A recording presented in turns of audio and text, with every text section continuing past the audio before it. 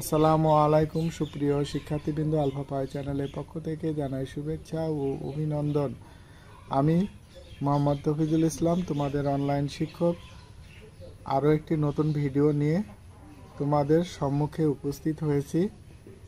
আজকের আয়োজনে যা থাকছে, যশোর বোর্ড 2024 পরিসংখ্যানে থেকে আসা একটি সৃজনশীল অঙ্ক করে দেখাবো।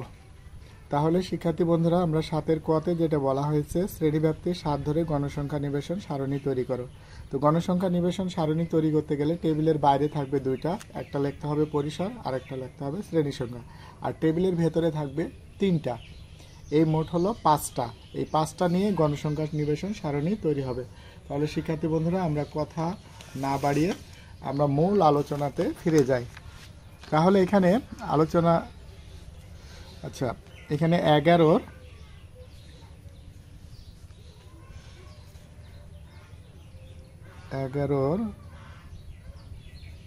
ক, আচ্ছা 11 ক, এখানে লিখবো পরিসর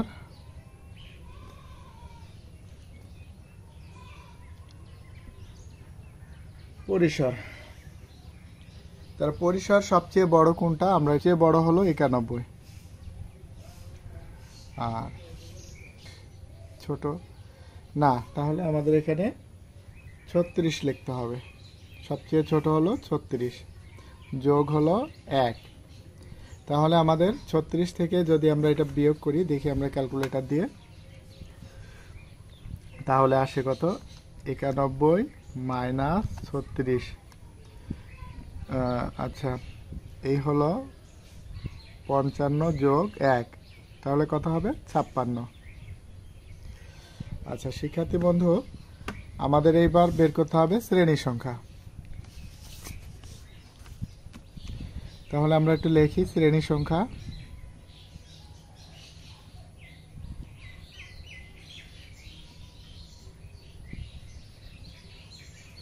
শ্রেণী সংখ্যা সমান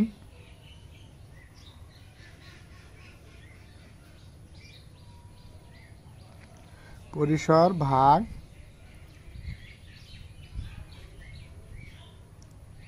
শ্রেণী। আচ্ছা, প্রশ্নে কি দেওয়া আছে? শ্রেণী ব্যাপ্তি।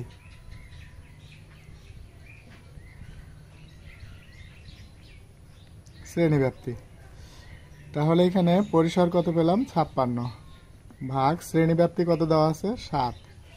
তো আমরা এখানে থার্ড ব্র্যাকেট দিয়ে লিখে দিই শ্রেণী ব্যাপ্তি সমান 7। কেমন? তাহলে 7 8 56। তো আমাদের সবসময় শ্রেণী সংখ্যা পূর্ণ সংখ্যায় থাকবে, দশমিক ভগ্নাংশে থাকবে না। যদি দশমিক ভগ্নাংশ থাকে তাহলে পরেরটা আমরা নিয়ে নেব। এরপরে আমরা এখন যেটা কাজ করব, যে গণসংখ্যা নিবেশন সারণী,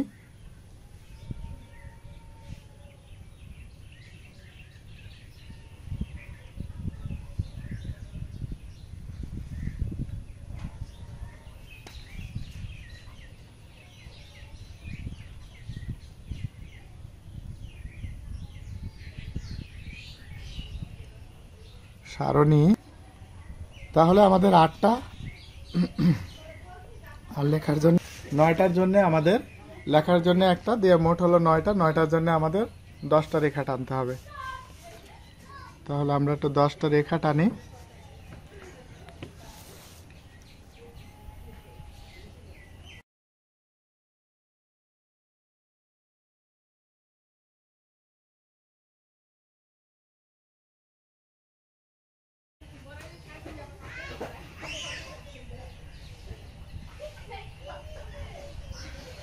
তাহলে এখানে আমরা লিখব কি? শ্রেণী ব্যাপ্তি, বা এখানে প্রাপ্ত নম্বরও লিখতে পারি, যেহেতু আমাদের এখানে প্রাপ্ত নম্বরের কথা বলা হয়েছে, তো আমরা প্রাপ্ত নম্বর লিখি।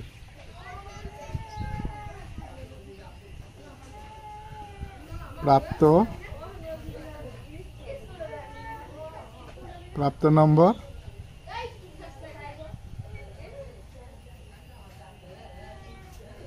ট্যালি চিহ্ন। আচ্ছা, ট্যালি চিহ্ন। তারপরে এখানে আমরা লিখব কি? গণসংখ্যা।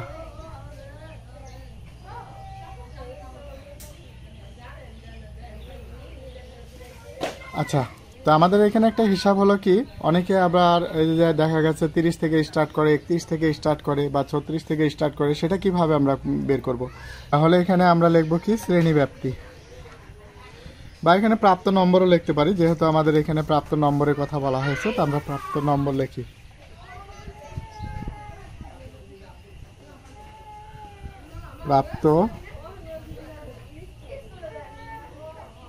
প্রাপ্ত নম্বর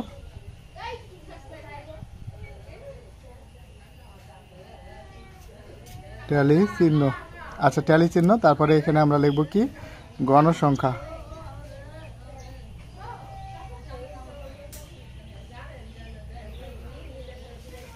আচ্ছা, তো আমাদের এখানে একটা হিসাব হলো কি, অনেকে আবার এই যে দেখা গেছে 30 থেকে স্টার্ট করে, 31 থেকে স্টার্ট করে বা 36 থেকে স্টার্ট করে, সেটা কিভাবে আমরা বের করব?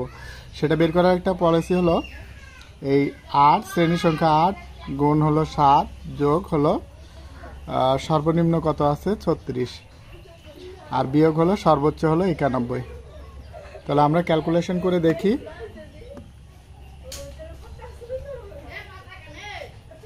7 গুণ 8 যোগ 36 বিয়োগ 91, 91। তাহলে কত থাকে 1। পরিসরে 1 বাদ দিলে পারে, এটার কোনো কমানো যাবে না, তো যা আছে আমাদের তাই লিখতে হবে। তাহলে সেক্ষেত্রে এখানে হলো 1 আর পরিসরে 1, তাহলে কত হলো 0। তার মানে এটা 36 থেকে স্টার্ট করতে হবে, এটা কমানো বাড়ানো যাবে না। তো সেই জন্য আমরা এখানে লিখব কত 36। 36-এর সাথে 7 যোগ করলে কত হবে 43। 43-এর পরে হবে কত 7 যোগ করলে 50, তারপর 57 আর হলো 7 যোগ করলে কত 64 পরে হলো 7 যোগ করলে কত হবে 71।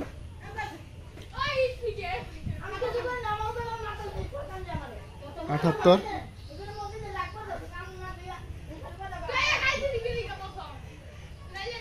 85। এখান থেকে 1 বাদ দিলে কত থাকে 42, এখান থেকে 1 বাদ দিলে কত থাকে 49, তার নিচে থেকে 1 বাদ দিলে কত থাকে 56, তার একটা 1 বাদ দিলে কত 63, তার এখান থেকে 1 বাদ দিলে কত 70, তার নিচে থেকে 77, তার নিচে থেকে 1 বাদ দিলে কত হবে 84। আর আমরা এখন এই 84, এরপরে আমরা এখন যেটা কাজ করব 7 7 করে বাড়বে, তাহলে আমরা যদি 7 যোগ করি তাহলে এখানে হবে 91। তারপরে এখানে হলো কি 72, 72 কার মধ্যে আছে যে এখানে, তাহলে আমরা একটা রেখা টান দেব। তারপর 48, 48 কার মধ্যে আছে এই যে এখানে একটা রেখা টান দেব। তারপর 37, 37 আছে কার মধ্যে 37, 56 কার মধ্যে আছে এই যে এখানে 56, তাহলে একটা করে কাটবো আর একটা করে লিখবো। 67, 67 কার মধ্যে আছে এটার মধ্যে একটা। 74 কার মধ্যে আছে 74 এর মধ্যে আছে। তারপরে 82, 82 কার মধ্যে আছে 82, 82 উপরেরটা। তারপর 36, 36 আছে একবারে উপরেরটা। এরপরে আছে 45, 45 এইখানে আছে। 42, 42 উপরে। 66, 66 এখানে আছে। 55, 55 অবস্থান এর মধ্যে আছে। 72, তাহলে 72 এর মধ্যে অবস্থান করছে। এরপরে হলো 86, 86 কার মধ্যে আছে 86 নিচেরটার মধ্যে। তারপরে আছে 51, 51 কার মধ্যে আছে যেখানে আছে 51। এরপর 69, 69 এখানে আছে। 77, তো 77 এর মধ্যে আছে, আমরা এখানে দিব। তারপরে আছে 91, 91 সব শেষে এই যে 91। 62, 62 কার মধ্যে আছে? 62 এটার মধ্যে আছে। তারপর 79, 79 কার মধ্যে আছে? 79, 79 এটার মধ্যে। তারপরে 38, 38 কার মধ্যে আছে? 38 এটার মধ্যে আছে। আচ্ছা 53, 53 আমরা দেখি 53 কার মধ্যে আছে? 53 এটার মধ্যে। 60, 60 কার মধ্যে আছে? 60 হলো 60 এটার মধ্যে আছে। 74, 74 কার মধ্যে আছে? এটা পাঁচটার বেলা আড়াআড়ি দাগ দেব। 58, 58 কার মধ্যে আছে? 58, এই যে 58 এর মধ্যে আছে। 65, 65 আছে এর মধ্যে, তার মানে এটা কেটে দেব। এরপর 72, 72 কার মধ্যে আছে? এখানে। আচ্ছা 73,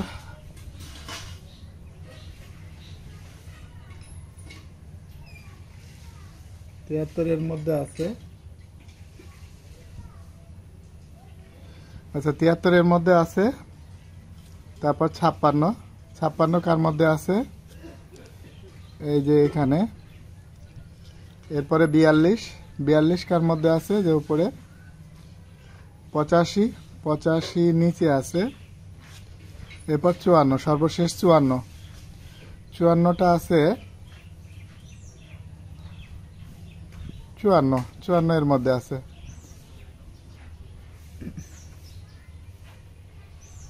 তাহলে এখানে পরে 5, 5, 2, 6, 3, 4, 7, 2 আর এখানে হলো 3। তাহলে 7, 7, 6, 13, 13 আর 3 16 আর 4, 16 আর 4 হলো 20, 27, 29, 32। তাহলে মোট হলো n সমান 32। এরপরে আমরা দেখি 11 খ নাম্বার কি বলা হয়েছে? সংক্ষিপ্ত পদ্ধতিতে গড় নির্ণয় করো। তাহলে 11 ক সংক্ষিপ্ত পদ্ধতিতে গড় নির্ণয়। তো 11 খ সংক্ষিপ্ত পদ্ধতিতে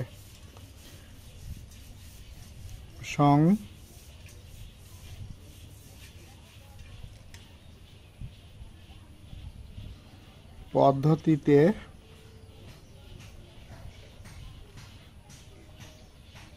গড় নির্ণয় সারণী।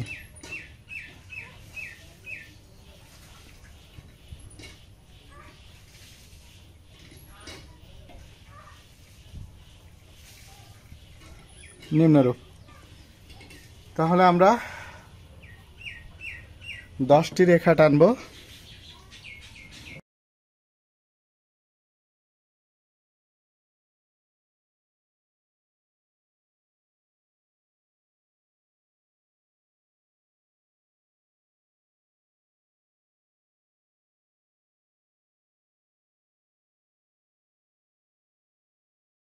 প্রাপ্ত নম্বর,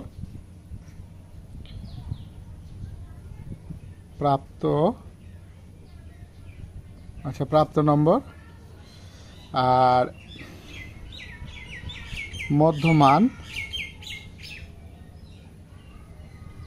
মধ্যমানকে xi দ্বারা প্রকাশ করা হয়। তারপরে প্রাপ্ত নম্বর, মধ্যমান, গণসংখ্যা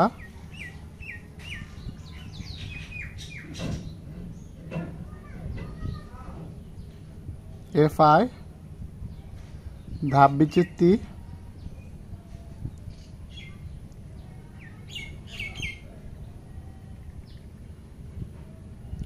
বিচ্যুতি, হলো ui, এখানে fi ইউআই। এবার আমরা একটু লিখে যাই এখান থেকে 36 আর 7 যোগ করলে কত 43 সরি 43 আর 7 যোগ করলে 50, তারপর হলো 57, তারপর 64, তারপরে 71,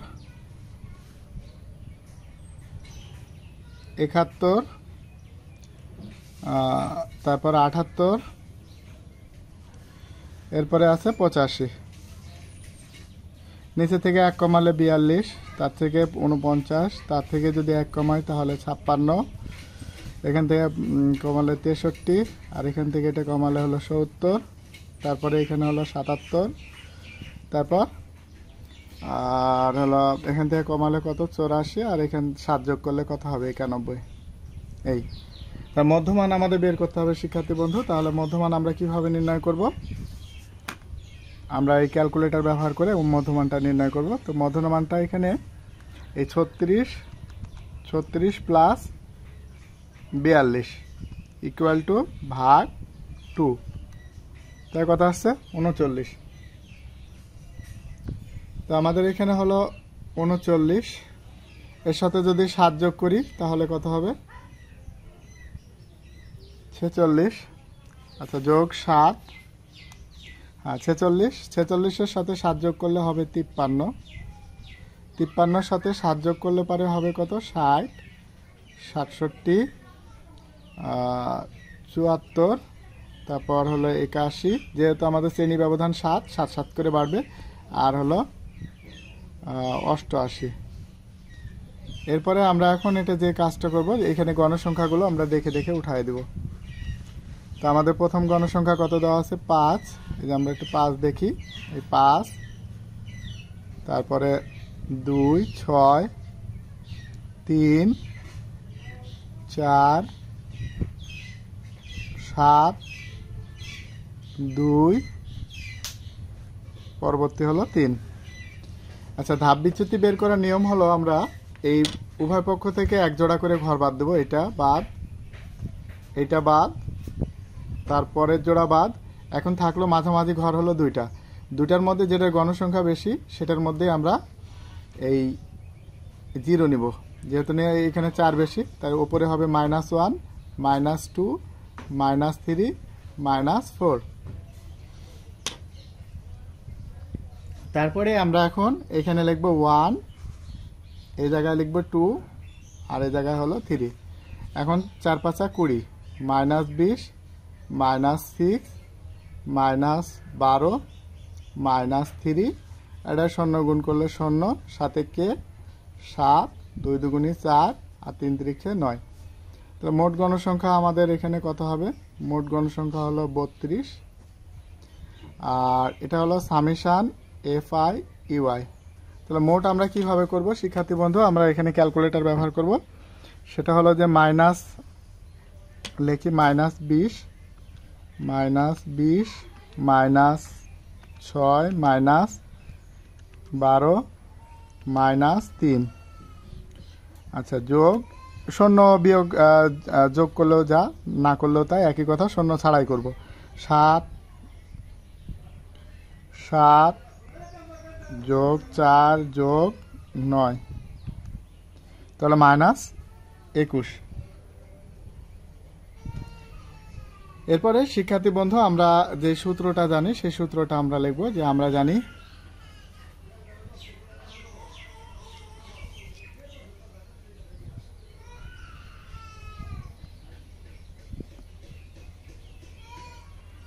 জানি গড় x এর উপর মাত্রা, গড় নির্ণয়কে মাত্রা দ্বারা প্রকাশ করা হয় a plus summation FI EY by n into h।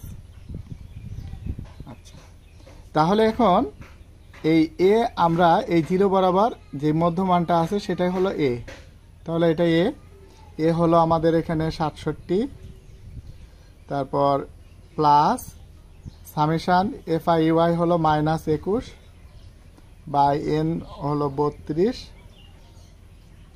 Into h হলো 7।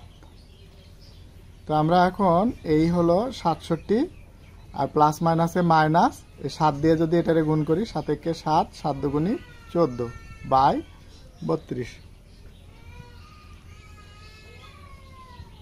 তাহলে এখন আমরা কি করব, এই 7, আচ্ছা এই 67 আরেকবার লিখি, বিয়োগ 147 ভাগ 32, তাহলে কত আসে?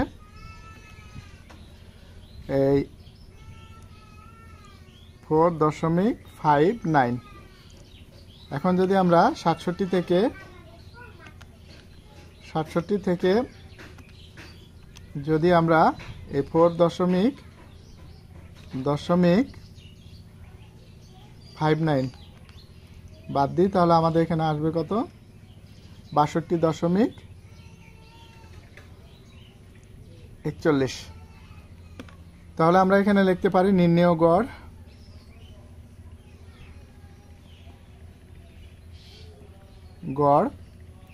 এই 62.41। এরপরে পরবর্তী শিক্ষার্থী বন্ধু, আমাদের যেই প্রশ্নটা, আচ্ছা প্রশ্নটা আমরা একটু দেখি এখানে কি বলা হয়েছে, যে বর্ণনা সহ প্রদত্ত উপাত্তের অজীব রেখা অঙ্কন করো। আচ্ছা তাহলে প্রদত্ত উপাত্ত বর্ণনা সহ, আচ্ছা এটারে আমরা গ করে দিই।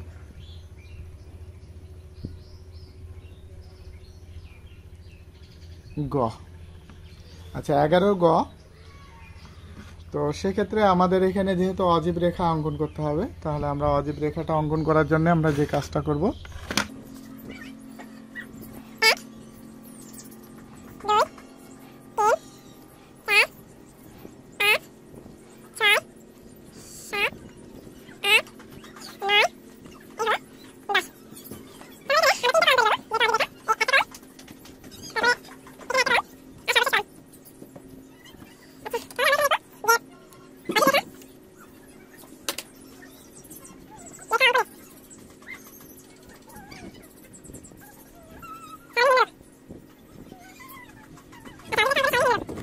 ছত্রিশ, 43, 7 যোগ করলে 50, তারপর আবার 7 যোগ করলে 57, তারপর আবার 7 যোগ করলে কত হবে? 64, 64, তারপর 7 যোগ করলে কত হবে? 71, 7 যোগ করলে হবে 78, আর সরি তাহলে 43, 50, 57, 64, 71, 78। আচ্ছা আমাদের ঘর কয়টা আছে এখানে? 1 2 3 4 5 6 7 8 9, 1 2, ও এখানে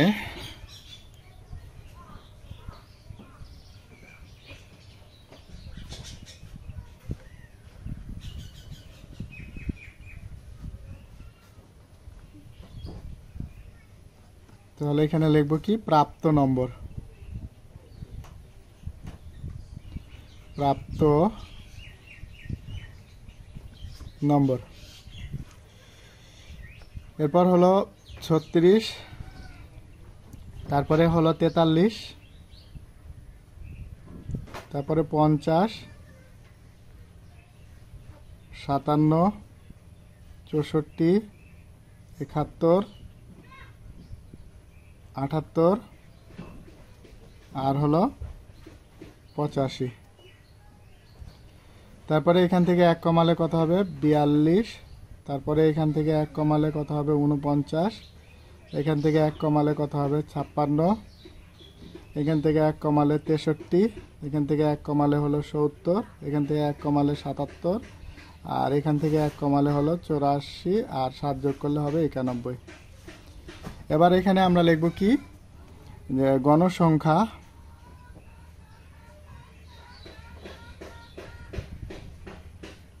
গণসংখ্যা, আর এখানে ক্রমযোজিত গণসংখ্যা।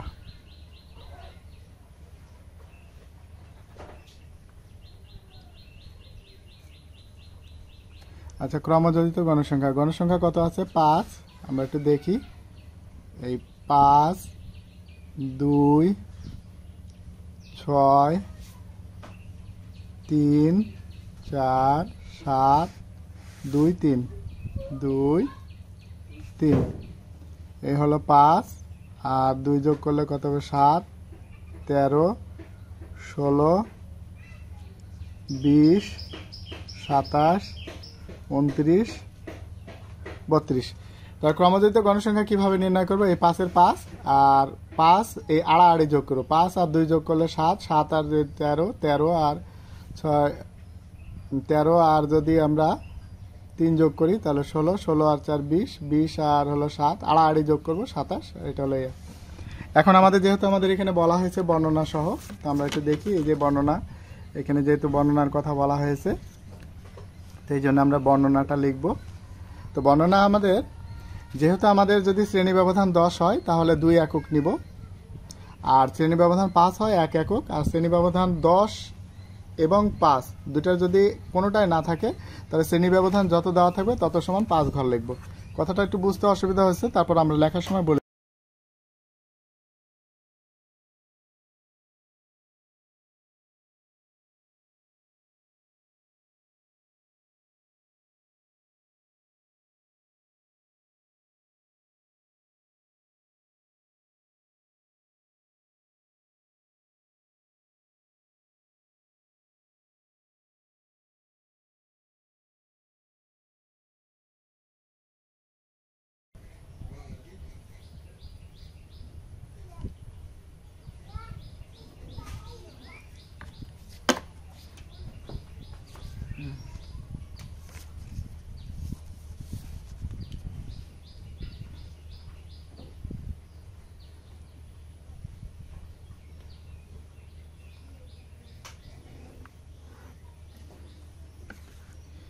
এই এটা এক্স এটা হলো ও ওয়াই আচ্ছা এখানে আমরা ছেদ চিহ্ন ব্যবহার করি তাহলে এইখানে কত লিখছি 35 তাহলে এখানে 35 লিখি তারপরে 42 তারপরে 49 56 এরপর 63 তারপরে 70 77 এই হলো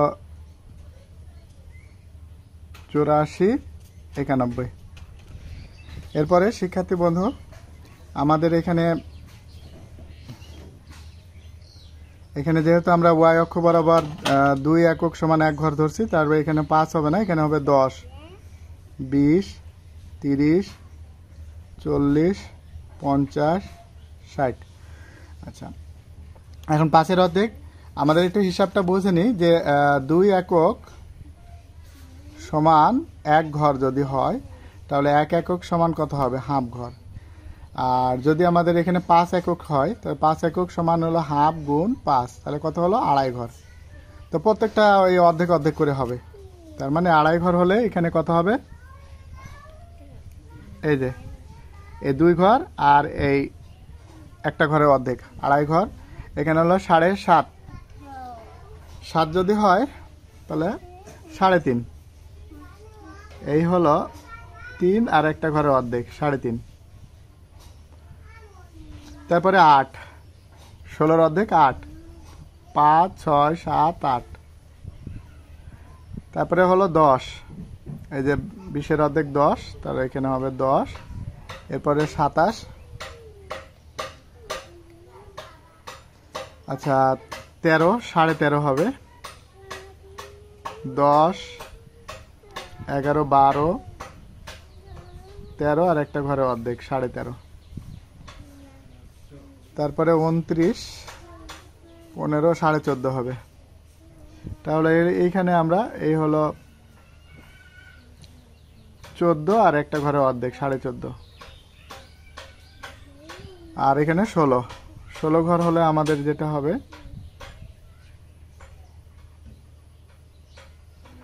16 যদি আমরা হিসাব করি তাহলে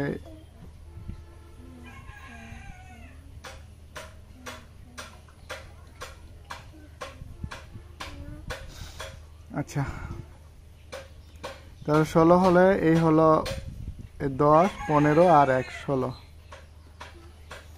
আমরা বিন্দুগুলোকে যোগ করে দেব।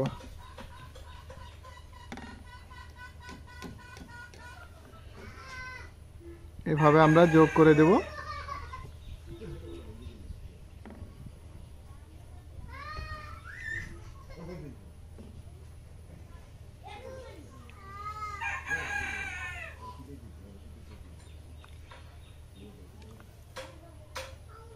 এই যোগ করে দিয়ে আমরা এখানে এটাকে মিলাই দেব এটার সাথে। এই হলো আমাদের, তো এই বরাবর আমাদের লিখতে হবে কি শ্রেণীর উচ্চ সীমা,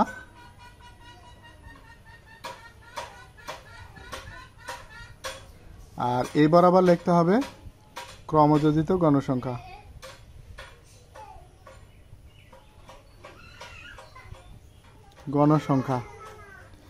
তাহলে শিক্ষার্থী বন্ধুরা আজকে এই পর্যন্ত, দেখা হবে নতুন কোনো ভিডিও নিয়ে। আর তোমাদের যদি কোনো মন্তব্য থাকে অবশ্যই আমরা কমেন্ট বক্সে জানাবো, অর্থাৎ সেভাবে আমরা ভিডিওগুলোকে নতুনভাবে উপস্থাপন করতে পারবো। তো আমি তোমাদের সুস্বাস্থ্য কামনা করে আজকে এই পর্যন্ত বিদায় নিচ্ছি। আল্লাহ হাফেজ।